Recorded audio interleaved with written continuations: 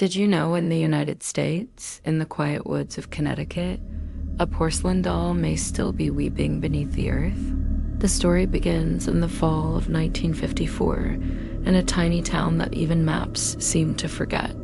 A place with less than 1,000 residents where everyone knew each other's names and secrets didn't stay buried for long. It was there that a young girl named Evelyn Merritt lived with her parents in a modest, two-story farmhouse nestled near the edge of the woods. Evelyn was a quiet child, imaginative and strange. She never played with the other children. Instead, she spent her days talking to her doll, a pale porcelain figure dressed in lace and velvet. Her parents bought it for her on her 5th birthday. It had dark glass eyes, golden curls, and a small, rosebud mouth that never smiled. Evelyn named her Annalise. They were inseparable. At school, Evelyn kept the doll tucked into her school bag. At home, she whispered to it in corners, rocked it to sleep, and even set an extra plate at dinner for her. Her parents, Martha and Thomas, thought it was harmless. Just a lonely girl finding comfort in a toy, but there were strange occurrences. The doll would vanish from its shelf at night and be found in the hallway the next morning. One time, they found it sitting on the windowsill, facing out toward the forest. Then came the fire. On October 19th, 1954, around midnight, neighbors saw smoke pouring from the Merritt home. The fire department arrived too late. The flames had already devoured the upstairs. Thomas and Martha escaped, barely, but Evelyn was trapped in her bedroom. The firefighters found her small, charred body curled in a corner. Clutching Annalise, the doll, astonishingly, was untouched by the flames. No soot, no scorch marks. As pristine as the day it was purchased, the town was in mourning, but the parents were inconsolable. At Evelyn's funeral, Martha insisted the doll be buried with her daughter. She said Evelyn would never rest without her, and so they placed Annalise in the coffin, tucked beneath Evelyn's arms, and lowered both into the cold earth. But then came the crying. Weeks after the burial, neighbors claimed they heard something at night, a soft, stifled weeping coming from the graveyard. Some thought it was Martha, others blamed wild animals. But one night, Thomas himself, drunk with grief and bourbon, stormed into the cemetery with a lantern in hand, determined to prove it was nothing. What he found shattered what little was left of his sanity. The earth above Evelyn's grave was damp, not with rain, not with dew, but with something warm. The crying grew louder as he stood there, until it seemed to come from directly beneath his feet. In a mad frenzy, he dug through the soil with his bare hands. When he reached the coffin and pried it open, he found something that made him scream so loud the night birds fled the trees. Evelyn's body was as it had been, still silent, dead, but the doll had tears on its porcelain cheeks, warm, salty tears, and it was warm to the touch, not room temperature warm. As if it were alive, they reburied the coffin that night. But the crying never stopped. Martha began hearing whispers in the hallway at night, the sound of tiny footsteps tapping across the wooden floor. Her clothes would be tugged at by invisible hands. She stopped sleeping. She would scream into the darkness, telling her to go back to the grave, telling Annalise she didn't want her anymore. Eventually, Thomas left. He told Martha he couldn't take it anymore, that the house wasn't just haunted, it was cursed. He packed his things and never came back.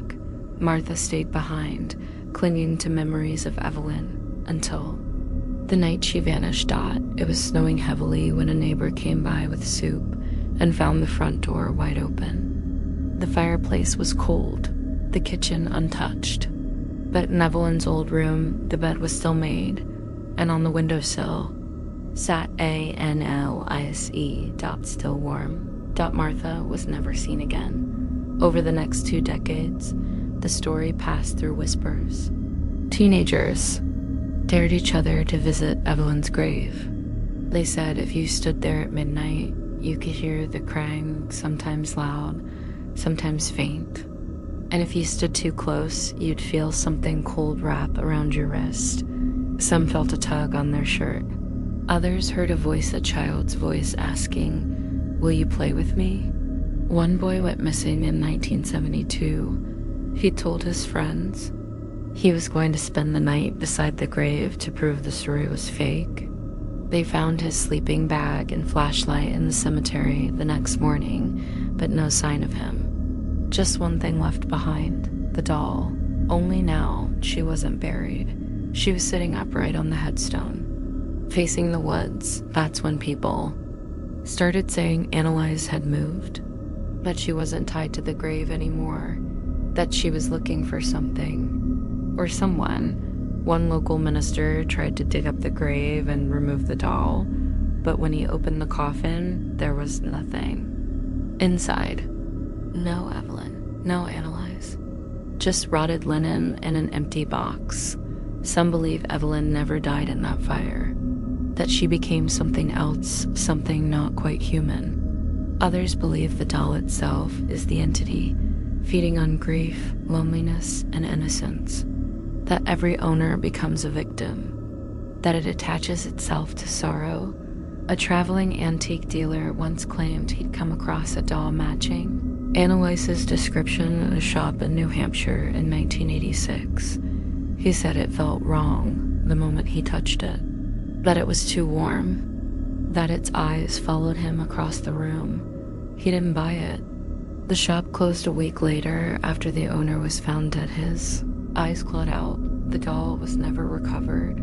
There are rumors the doll now resides in a private collection in upstate New York, sealed in a glass box inside a museum that isn't open to the public. A collector of cursed objects, anonymous and wealthy, who keeps the artifacts for study. Supposedly, Annalise weeps every night at exactly 12:03 a.m. And no matter where the box is placed in the room, by morning, it's always moved closer to the nearest door. A final chilling detail, Evelyn's grave still stands in Connecticut, but the name on the stone is worn down, unreadable, as if time itself wants to forget her. But some say they've seen tiny footprints appear in the frost around the headstone. And every few years, another person goes missing nearby. Always near.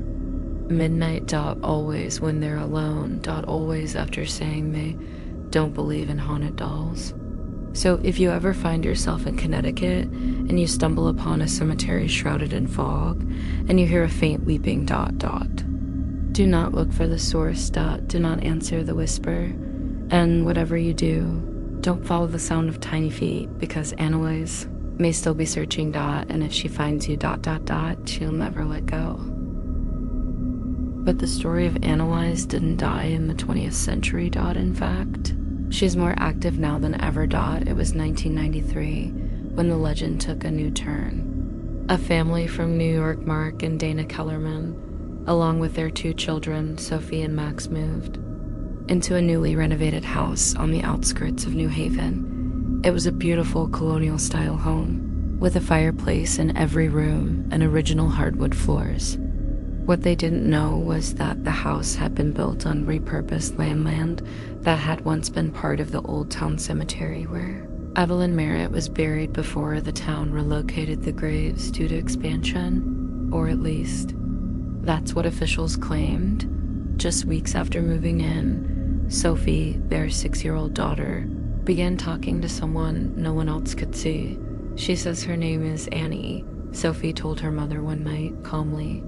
She's sad because she's cold. She doesn't like being alone underground. Dana brushed it off as an imaginary friend, but then Annie started drawing things, violent, disturbing images. Sophie's notebook was filled with crayon sketches of a burned house, of a little girl curled inside a coffin, of a porcelain doll with large, unblinking eyes surrounded by roots and worms. In one chilling drawing, Sophie had drawn her family asleep ... while the doll stood at the foot of each of their beds. Then the temperature in the house began to drop. Inexplicably at night, always at 12:03 a.m., doors opened on their own. Dana would wake up to find Sophie standing in the hallway, staring at nothing, her eyes wide, unblinking, and whispering under her breath. And then one morning, they found a doll. They had no idea where it came from. It wasn't bought. It wasn't a gift. It simply appeared sitting on Sophie's dresser, dressed in faded lace. The doll looked ancient, with tiny porcelain hands, a cracked cheek, and dark glass eyes that reflected light like real ones. Dana tried to remove the doll. She threw it in the garbage, but the next day, it was back on the dresser. Mark burned it in the fireplace. That night, he woke up gasping for air, claiming something had crawled into his mouth while he slept. His lips were blistered, his tongue swollen, but no insect was found. The doll was back the next day, Dot still warm, still weeping. After that, Sophie changed. Her eyes became hollow, her voice monotone. She said Annie didn't like the fire. Annie wanted to play a new game one called Follow Me into the Ground. They moved out quickly and never returned. The house was sold, then abandoned, then condemned. But locals say that if you shine a flashlight through the windows, sometimes you'll see a small figure in the corner of the upstairs bedroom, not moving. Just watching Dot, it gets worse. Dot, over the next decade, reports started surfacing across the region of strange doll sightings. Dot, in 2004. A paranormal investigator named Carla Whitman visited Connecticut to film a documentary on haunted burial sites. She had heard rumors of Evelyn's grave and of the mysterious doll that cried. Skeptical but intrigued, she and her cameraman set up equipment in the cemetery overnight. The footage has never been released in full. Only the last 60 seconds are publicly available, recovered from a damaged hard drive found in the ruins of Carla's burned-out van, located just a mile from the cemetery. The tape shows Carla speaking directly to the camera. She says, "There's something wrong here. The EMF spikes are off the charts. We heard footsteps behind us, but there's no one there. And I swear to God, I saw a child standing by the headstone." She smiled at me, but her eyes, they weren't human, they were glass. Just like the doll.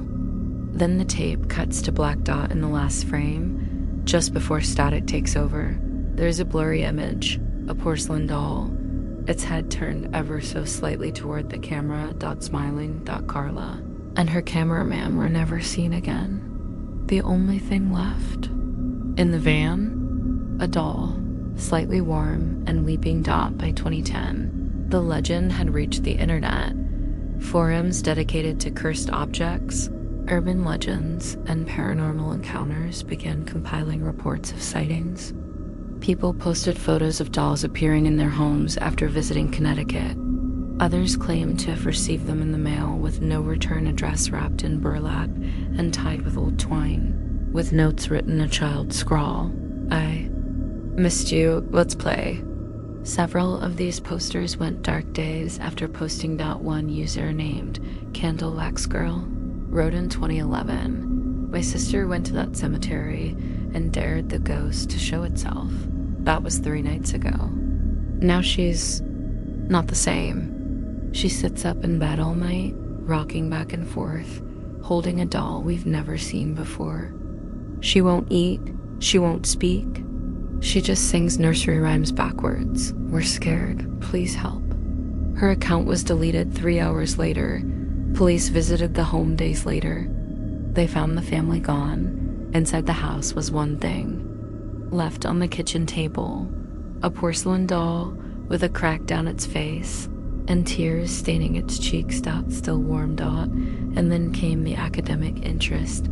A folklore professor at Yale, Dr. Margot Hennings, began compiling data on the phenomenon. Her students gathered over 140 eyewitness accounts of the doll between 1954 and 2018. She published a thesis titled The Doll That Weeps, Postmortem Attachment and Psychic Imprinting in American Hauntings. It was promptly pulled from Yale's library. Officially, they said it contained unverifiable data and induced widespread distress among students. Unofficially, rumor has it Dr. Hennings went insane. Her colleagues say she began carrying a doll to her lectures, speaking to it in hushed tones, drawing chalk circles on the floor of her office. When she disappeared in 2020, police found dozens of dolls nailed to the walls of her apartment. All had their eyes gouged out except one. The one on her bed. Annalise. Still warm. Still weeping. Now. In 2025, the tale continues. A TikTok user recently posted a video claiming she found an old doll buried behind her grandmother's home in Connecticut. The video went viral, 16 million views. In it, she holds up a porcelain doll caked in mud and says, "She's kinda cute, right? Found her wrapped in some burlap under an old tree stump. Gonna clean her up." 2 days later, a follow-up video was posted by her cousin. The girl had vanished. The only thing left in her room was the doll. Its eyes melted shut. So what is Annalise? Some say she is the soul of Evelyn Merritt, trapped forever in porcelain and lace. Others say the doll itself is the entity and ancient spirit that preys on grief, loneliness, and forgotten places.